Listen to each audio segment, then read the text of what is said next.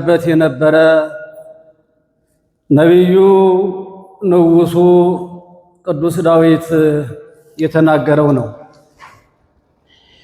የቃሉ የትምህርቱ መሰረታዊ ዓላማ እግዚአብሔር የሚያድርበትን ቤት እንደሚያከብር እንደሚቀድስ አስቀድሞ የተናገረው ቃል ነው። የእግዚአብሔር ቤት እግዚአብሔር ያከበረው እግዚአብሔር ልዩ ማደሪያ ያደረገው ቤት እሱ አስቀድሞ ተመልክቶ አሻግሮ በኋላም በፊትም ያለውን ለነቢያት ማምጣት ልማዳቸው ነውና ልዑል ማደሪያውን አከበረ፣ ቀደሰ፣ ልዩ ዙፋኑ አደረገ አለ። የዛሬው ዕለት የእናታችን የንጽሕተ ንጹሐን የቅድስተ ቅዱሳን የድንግል ማርያም በዓል ነው። የቃል ኪዳን ዕለት ነው። የበረከት ዕለት ነው። ይህ መዝሙረኛ ነቢዩ ዳዊት እንደተናገረው የዛሬውን ዕለት የምናከብርበት ምክንያት ጌታችን መድኃኒታችን ኢየሱስ ክርስቶስ ወደዚህ ዓለም መጥቶ በአጭር ቁመት በጠባብ ደረት ተወስኖ ወንጌልን አስተምሮ ሥጋውን ቆርሶ ደሙን አፈሶ እኛ በበደልን እሱ ክሶ ሞታችንን መከራችንን አጥፍቶ በትንሣኤው ትንሣኤያችንን አስተምሮ በእርገቱ እኛ ሰማያውያን መሆናችንን በሚገባ ካስተማረን በኋላ አርጓል። ካረገ በኋላ በስምንተኛው ዓመት ጳውሎስና በርናባስ በተመሳሳይ ለቅዱሳን ሐዋርያት እስከ ዕለተ ምጽአት ምዕመናን የሚማሩትን ትምህርት በሚገባ አምነው ተረድተው ተምረው ወንጌልን ማስተማር ጀመሩ ይላል እና በዚህን ጊዜ በቂሳርያ በፊልጵስዩስ ያሉትን በብሉይ ኪዳን ያምኑ የነበሩትን በብሉይ ኪዳን ሳያምኑ በአሕዛብ ግብር ይኖሩ የነበሩትን አስተማሯቸው። እስራኤል የሚባሉት በግዝረት አሕዛብ የሚባሉት በቁልፈት ያሉ ናቸው። እስራኤል የያዕቆብ በዘር ሐረግ የሚወለዱና ለአብርሃም የተሰጠውን ግዝረት የተቀበሉ እስራኤል ይባላሉ።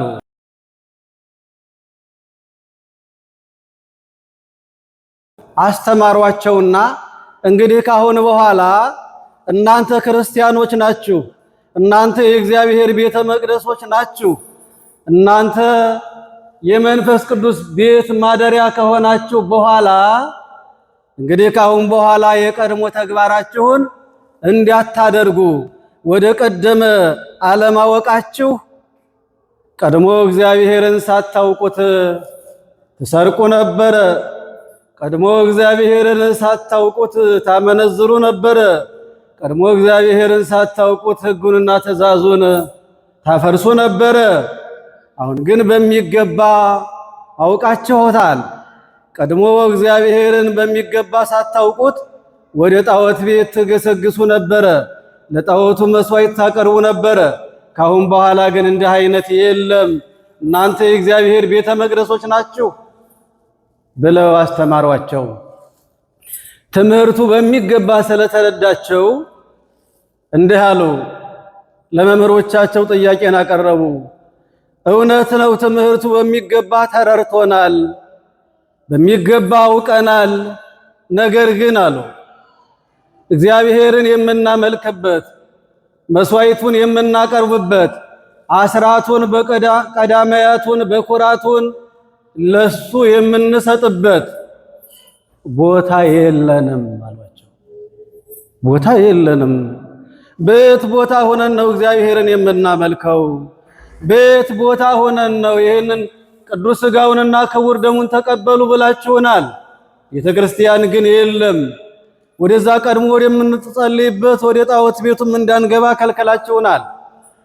ስለዚህ ቤት ሆነን እናምልክ ብለው ለመምህሮቻቸው ጥያቄን አቀረቡ ማለት ነው። እና በዚህን ጊዜ ጳውሎስና በርናባስ ወደ ቅዱስ ጴጥሮስ ላኩ።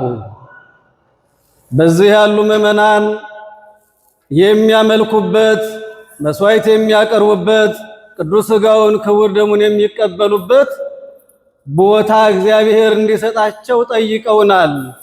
ስለዚህ እናንተም እግዚአብሔርን ጠይቃችሁ የሚሆነውን ነገር አድርጉ፣ ጥያቄያቸውን የምዕመናንን መልሱ ብለው ለነ ቅዱስ ጴጥሮስ ለሐዋርያት መልእክትን ላኩ ማለት ነው። ይሄስ በእኛም በእናንተም አይደለም፣ የእግዚአብሔር ፈቃድ ሲሆን ብቻ ነው። እግዚአብሔር ካልፈቀደ የሰው ልጅ ምንም ሥራ መስራት ስለማይችል አሏቸው። በዚህን ጊዜ ሱባኤ ገቡ፣ እግዚአብሔርን መጠየቅ ጀመሩ። ጸሎታቸው ቅድመ እግዚአብሔር ተሰማ።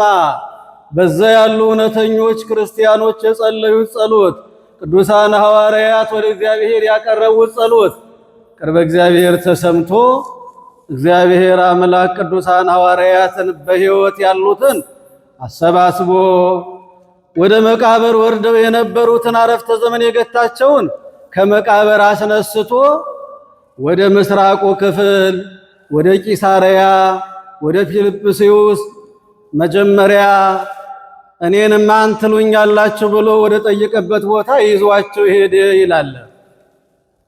በዛም ከተሰባሰቡ በኋላ እግዚአብሔር በመካከላቸው ተገይቶ ቅዱሳን ሐዋርያት በዛ ተሰባስበው እግዚአብሔር የሚነግራቸውን ልቦናቸውን አንቅተው ለመስማት ሲዘጋጁ እግዚአብሔር ግን ዝም አላቸው። እናም ቅዱስ ጴጥሮስ ዮሐንስን እንዲህ አለው፣ ቀድሞም አንተ የጠየቅከው አንተ ነህ። ጌታችን ኢየሱስ ክርስቶስ ስለምን እንደጠራን ስለምን እንዲያሰባሰበን ጠይቀህ ንገረን አሉት። ቅዱስ ዮሐንስ ታሪኩን ለማሳጠር ጌታችን ኢየሱስ ክርስቶስ ሆይ ስለምን ያሰባሰብከን? ከመቃብር ያሉትን አስነስተህ ከየአህጉረ ስብከታቸው ያሉትን አሰባስበ በዚህ ምን ምስጢር ልትነግረን ነው አሉት። ምን ልትነግረን ነው? ምን ልታስረዳን ነው አሉት። እኔማ ያሰባሰብኳችሁ በእናቴ በድንግል ማርያም ስም አስተውሉ። በእኔ ስም አላለም። በእናቴ በወለደችኝ ለዓለም መዳን ምክንያት መሰረት በሆነችው በመልዕልተ ጸጋ በመልዕልተ ክብር ጸጋና ክብርን በተሞላችው በእናቴ በድንግል ማርያም ስም ቤተ ክርስቲያንን ታነጹ ዘንድ ቤተ ክርስቲያኑን ትሰሩ ዘንድ በዓለሙ ሁሉ በሷ ስም ዛሬ በዚህ ትሰራላችሁ። ነገር ግን በዓለሙ ሁሉ ቤተ ክርስቲያን በስሟ ይሰራ ዘንድ ፈቃደ ነውና ቤተ ክርስቲያንን ትሰሩ ዘንድ ነው ዛሬ የጠራኋችሁ ያሰባሰብኳችሁ አላቸው። እዚያም ቅዱሳን ሐዋርያት መናኞች ናቸው። ወርቅና ብር አትያዙ፣ በገባችሁበት ሰላምታ አቅርቡ፣ በዛ ያቀረቡላችሁን ተመገቡ፣ እናንተ ግን ወርቅና ብር አይኑራችሁ ተብለው ስለነበረ አምላካችን ለዚህ ጊዜና ለሰዓት ስላደረሰን ስሙ የተመሰገነ ይሁን። የእናታችን የቅድስት ድንግል ማርያም አማላጅነት፣ የአባቶቻችን ጸሎት፣ የመላእክት ጥበቃ፣ የእግዚአብሔር ቸርነት አይለየን፣ ይቆየን።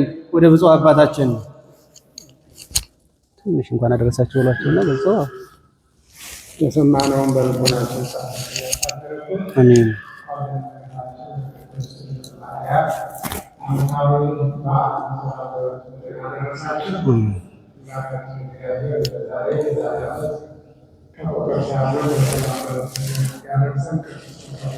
አሜን።